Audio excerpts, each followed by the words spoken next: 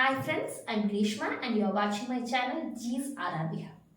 Today let us start the electronic portions for RRB Technician exam. First we will study the topic electronic devices and circuits. It is very much important to study this topic. Most of the questions are asked from this topic electronic devices and circuits. It is a wide topic. So let us get through our classes.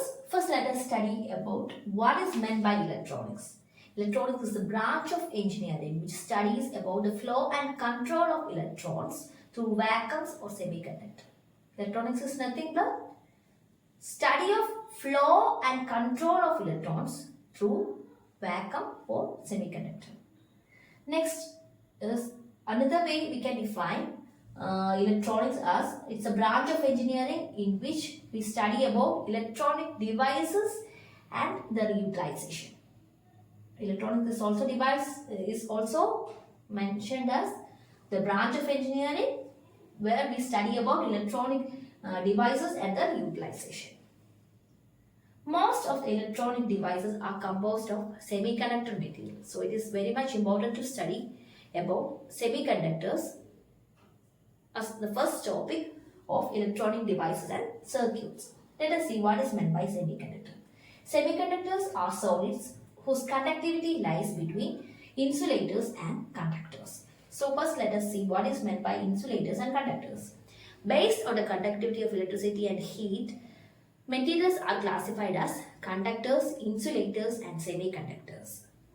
Those which conduct them properly, that is both heat or temperature and electricity properly, it is called conductor. If it prohibits the flow, it is called insulator, and whose property lies in between insulator and conductor is called semiconductor. We know that every element has electrons in the valence shell, which are free electrons and they are called valence electrons, and they possess some set of energies which is called valence band. And on passing electricity through it, this valence electrons moves from valence band to another set of energy which is called conduction band. And there is a gap between the valence band and conduction band, and it is called forbidden gap or energy gap. Based on this energy bands, we can explain conductor, semiconductor and insulator. Conductor have an overlapping conduction band and valence band. So they act as good conductors or conductor of electricity at room temperature. And in case of insulator, there is a huge gap between valence band and conduction band. Or the energy gap or forbidden gap is very large. So they act as insulators at room temperature. That is, they don't conduct electricity. And in case of insulators, there is a small gap between valence band and conduction band. Now, let us see the next point of semiconductor. Outermost shell of semiconductor materials has 4 electrons. That is, they have 4 valence electrons. Materials with 4 valence electrons are grouped as semiconductors. Next is, they are neither good conductor nor good insulator at room temperature. They have another point is they have negative temperature coefficient of resistance. That is, when temperature is increased, its resistance decreases and conductivity increases. So at high temperatures, semiconductors act as good conductors. Some of the examples of semiconductors are carbon, germanium and silicon.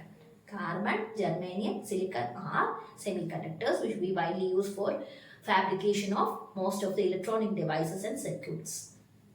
Next we can see what are the types of semiconductor materials.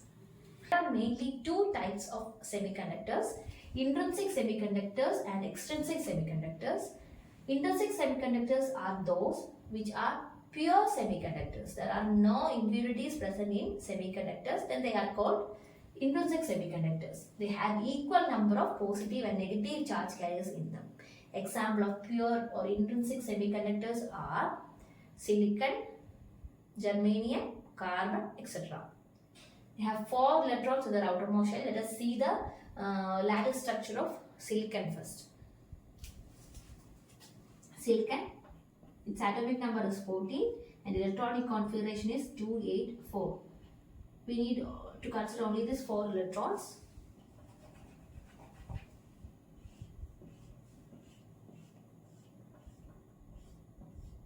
One, two, three, 4.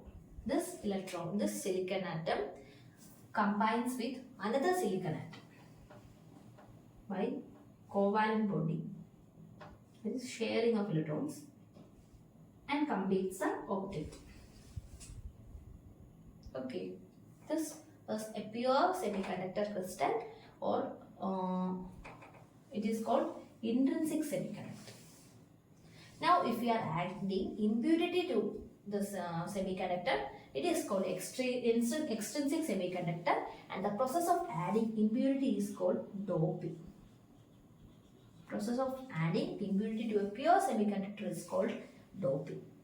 There are we can dope the intrinsic semiconductor using 2 types of material. If you are adding those materials which have 3 valence electrons, or pentavalent or trivalent impurity.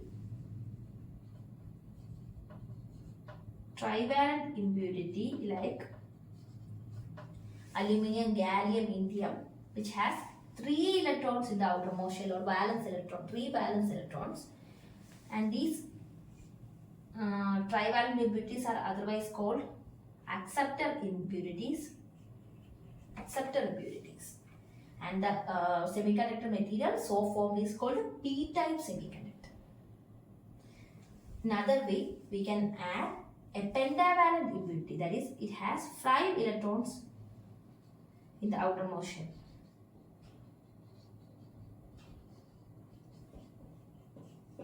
They are called donor impurity. And the intrinsic semiconductor, the extrinsic semiconductor so formed is called n-type semiconductor. And the pentavalent impurity added are antimony, arsenic, or phosphorus. Let us see this 2 in detail using this ladder structure diagram. If you are adding a p-type impurity, suppose aluminium.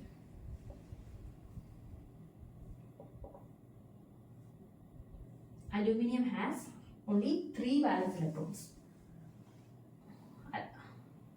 It's a trivalent impurity, so it shares the 3 electrons with the 3 silicon atoms, but here there is a deficiency of electron, which is called hole. Deficiency of electron is called hole.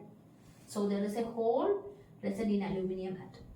Similarly, when aluminium atom is added to pure silicon atom, there are excess of holes present, and the type of semiconductor material so formed is called p-type semiconductor. Now we can see how an n-type semiconductor is formed. Suppose we are adding antimony to it.